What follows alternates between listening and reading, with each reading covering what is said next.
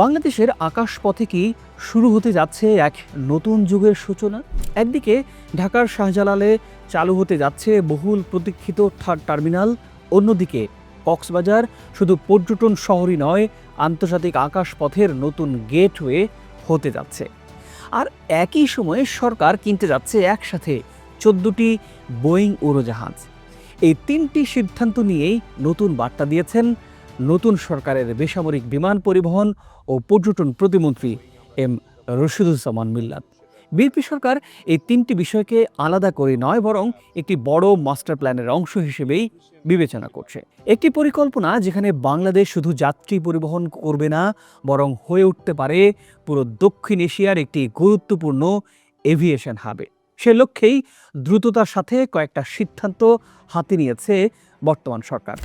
প্রিয় দর্শক, আজকের এই প্রতিবেদনে থার্ড টার্মিনাল চালু নিয়ে সরকারের নতুন ঘোষণা, অর্থাৎ কবে চালু হচ্ছে এবং জাপানের কনসোর্টিয়ামের অধীনে টার্মিনাল পরিচালনা, কবে নাগাদ চালু হচ্ছে কক্সবাজার আন্তর্জাতিক বিমানবন্দর এবং আমেরিকা থেকে বোয়িংয়ের 14টি নতুন উড়োজাহাজ কেনার খবরগুলো জানাবো।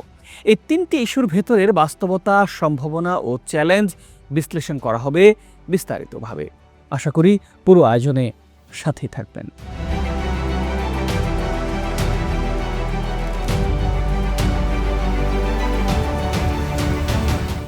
প্রিয় দর্শক, শুরুতেই জানাবো থার্ড টার্মিনালের সবশেষ খবরাখবর। লেটেস্ট আপডেট হলো চলতি বছরের 16ই ডিসেম্বর বা 2027 সালের শুরুতেই হজরত শাহজালাল আন্তর্জাতিক বিমানবন্দরের থার্ড টার্মিনালটি চালুর ঘোষণা দিয়েছেন নতুন সরকারের বেসামরিক বিমান পরিবহন ও পর্যটন প্রতিমন্ত্রী এম রশিদুজ্জামান মিল্লাত। সচিবালয়ে প্রধানমন্ত্রী তারেক রহমানের সাথে সাক্ষাৎ শেষ করে এই সুখবরটি গণমাধ্যমকে জানান প্রতিমন্ত্রী। দেশের প্রধান আকাশদ্বার এই বিমানবন্দর থেকে বর্তমানে প্রতিদিন 19 থেকে 21 হাজার যাত্রী যাতায়াত করছেন পৃথিবীর বিভিন্ন গন্তব্যে। বছরে প্রায় 80 লাখ যাত্রী এই বিমানবন্দর ব্যবহার করছেন। তবে থার্ড টার্মিনাল চালু হলে এই সংখ্যা 1 লাফে পৌঁছাবে প্রায় 1,20 লাখে। অত্যাধুনিকভাবে নির্মিত তৃতীয় টার্মিনালটি বাংলাদেশের এভিয়েশন সক্ষমতার এক বড় আপগ্রেডেশন।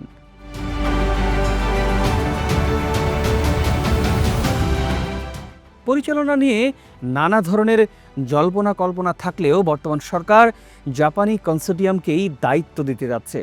সচিবালয়ে প্রতিমন্ত্রী এম রশিদুজ্জামান মিল্লাত জানিয়েছেন, আগামী 15 বছরের জন্য জাপানকেই দায়িত্ব দিতে যাচ্ছে বর্তমান সরকার। এরই মধ্যে 6টি বৈঠক হয়েছে জানিয়ে মন্ত্রী বলেছেন, কয়েকদিনের মধ্যে ফাইনাল চুক্তি হচ্ছে জাপানের সাথে। 3 তলা বিশিষ্ট প্রায় 2,03,000 বর্গমিটার জায়গা জুড়ে নির্মিত এই টার্মিনাল একসাথে 16 মিলিয়ন যাত্রীর সেবা দিতে পারবে, যেখানে থাকবে 115টি চেক ইন কাউন্টার, 128টি ইমিগ্রেশন কাউন্টার, 37টি এয়ারক্রাফট পার্কিং বে ও অত্যাধুনিক বোর্ডিং ব্রিজ, যা ভবিষ্যতে 26টিতে উন্নীত করা হবে। সবচেয়ে গুরুত্বপূর্ণ বিষয় হলো এখানে থাকবে ট্রানজিট সুবিধা, অর্থাৎ ঢাকা শুধু গন্তব্যই নয়, বরং একটি স্টপ ওভার শহরে পরিণত হতে যাচ্ছে। এটাই আসল গেম চেঞ্জার।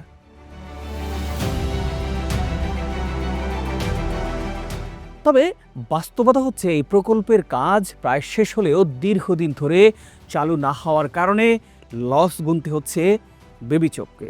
2017 সালে শুরু হওয়া এই প্রকল্প 2024 সালেই পুরোপুরি চালুর কথা ছিল, কিন্তু সময় পেরিয়ে গেছে লম্বা সময়। এখন নতুন করে ঘোষণা এসেছে চলতি বছরের ডিসেম্বর বা নতুন বছরের শুরুতেই এটি চালু হতে পারে। মন্ত্রীর এই ঘোষণার পরও নেটিজেনদের মধ্যে প্রশ্ন উঠেছে, এইবার কি সত্যি সত্যি সময় মতো চালু করতে পারবে বর্তমান বিএনপি সরকার, নাকি আবারও পিছিয়ে যাবে? প্রিয় দর্শক, এবার আসি কক্সবাজার আন্তর্জাতিক বিমানবন্দরের বিষয়টি নিয়ে। বিশ্বের দীর্ঘতম সমুদ্র সৈকতের শহর, কিন্তু এতদিন আন্তর্জাতিক ফ্লাইটের বাইরে ছিল। অন্তর্বর্তী সরকারের সময়ে এই বিমানবন্দরকে আন্তর্জাতিক ঘোষণা দিয়েও পরে বাতিল করা হয়। তবে এবার সেই সীমাবদ্ধতা ভাঙতে যাচ্ছে। কক্সবাজার বিমানবন্দরকে আন্তর্জাতিক মানে উন্নীত করা হচ্ছে। আগামী 2 থেকে 3 মাসের মধ্যে আন্তর্জাতিক ফ্লাইট চালুর পরিকল্পনা হাতে নিয়েছে সরকার। এরই মধ্যে এই বিমানবন্দরটি পরিদর্শন করেছেন বিমান প্রতিমন্ত্রী। আগামী বাজেট ঘোষণার পর কক্সবাজার এয়ারপোর্ট চালুর পরিকল্পনা রয়েছে বলে জানিয়েছেন বিমান প্রতিমন্ত্রী। 2 থেকে 3 মাসের মধ্যে কক্সবাজার থেকে আন্তর্জাতিক ফ্লাইট চালু হবে বলেও ঘোষণা দিয়েছেন তিনি। রশিদুজ্জামান মিল্লাত বলেছেন, কক্সবাজার, সুন্দরবন ও কুয়াকাটাকে আকর্ষণীয় পর্যটন নগরীতে রূপান্তরের পরিকল্পনা নেওয়া হয়েছে। পাবলিক প্রাইভেট পার্টনারশিপ মডেলে এগুলো করতে চাই, যাতে দার্জিলিং না গিয়ে মানুষ বাংলাদেশে আসে। পর্যটন কেন্দ্রগুলোকে লাভজনক করতে এই পিপিপি মডেল পরিকল্পনা বাস্তবায়নের কথা ভাবছে সরকার, এমনটা বলেছেন প্রতিমন্ত্রী।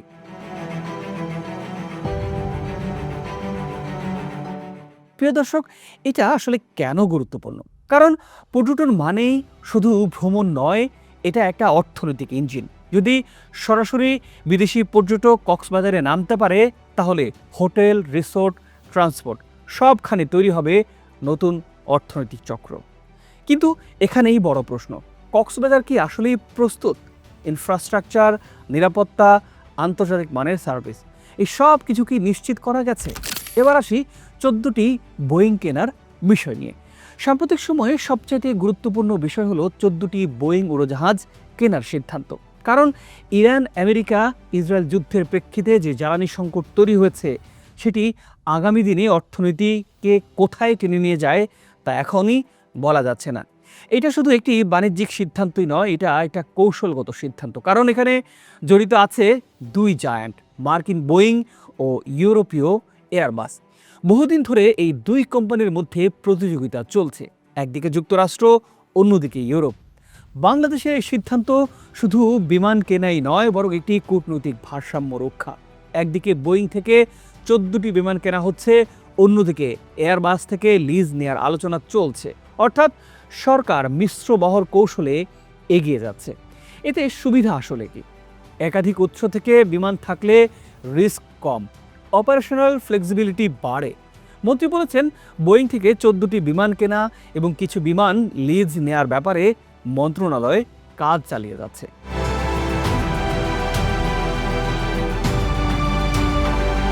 সবকিছু মিলিয়ে একটা বিষয় স্পষ্ট, বাংলাদেশ এখন এভিয়েশন খাতে বড় একটা লাফ দেওয়ার প্রস্তুতি নিচ্ছে। 3rd টার্মিনাল, কক্সবাজার আন্তর্জাতিক বিমানবন্দর, নতুন উড়োজাহাজ, এই 3টি একসাথে হলে বাংলাদেশ শুধু নিজস্ব চাহিদাই পূরণ করবে না, বরং আঞ্চলিক ট্রানজিট হাব হওয়ার দিকেও এগিয়ে যেতে পারে। একটি সম্ভাব্য সমীক্ষা বলছে 2035 সালের মধ্যে শাহজালাল বিমানবন্দর দিয়ে 2,20,00,000 যাত্রী যাতায়াত করবে। কিন্তু শেষ প্রশ্নটা থেকেই যায়, পরিকল্পনা আছে, বিনিয়োগ আছে, কিন্তু বাস্তবায়ন কি ঠিকমতো সময় মতো হবে? কারণ বাংলাদেশের উন্নয়নের ইতিহাসে সবচাইতে বড় চ্যালেঞ্জ কখনো পরিকল্পনা নয়, বরং বাস্তবায়নে। এই 3টি প্রকল্প যদি সফলভাবে বাস্তবায়িত হয়, তাহলে দেশের আকাশপথ শুধুই বদলাবে না, বরং বদলে যেতে পারে অর্থনীতির গতিপথ। আর যদি ব্যর্থ হয়, তাহলে এই বিশাল সম্ভাবনাই পরিণত হতে পারে আরও একটি অপূর্ণ স্বপ্নে। বাংলাদেশের আকাশ এখন তাই শুধু উড়োজাহাজই নয়, উঠছে ভবিষ্যতের সম্ভাবনাও। প্রিয় দর্শক, আপনার ভাবনাও জানতে চাই আমরা, নিশ্চয়ই মন্তব্য করে জানাবেন। প্রতিবেদনটি ভালো লাগলে লাইক ও শেয়ার করতে পারেন। আন্তরিক অনুরোধ চ্যানেলটি সাবস্ক্রাইব করে আমাদের পাশে থাকার।